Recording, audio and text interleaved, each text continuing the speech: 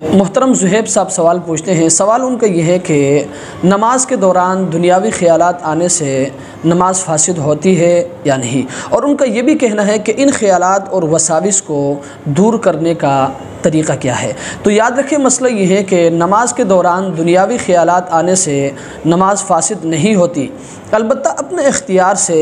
دنیاوی خیالات اور وساوس لانا یہ ممنوع ہے۔ حتی الامکان کوشش یہ کیا جائے کہ آپ کے ذہن میں اگر کوئی ایسے خیالات اور وساوس آتے ہیں، آپ ان کو دور کرنے کی کوشش کریں۔ البتہ غیر اختیاری طور پر جو خیالات آپ کے ذہن میں آتے ہیں، جو وساوس آتے ہیں، یاد رکھیں اس پر مواخذہ بھی نہیں ہوگا۔ اور یہ بات بھی اپنے ذہن میں رکھیں کہ اگر خیالات سے مراد شہوانی خیالات ہے اور ایسے خیالات کے آنے کے بعد مزی یا قطرہ نکل جاتا ہے، تو یاد رکھیں اس صورت میں نماز اور وضو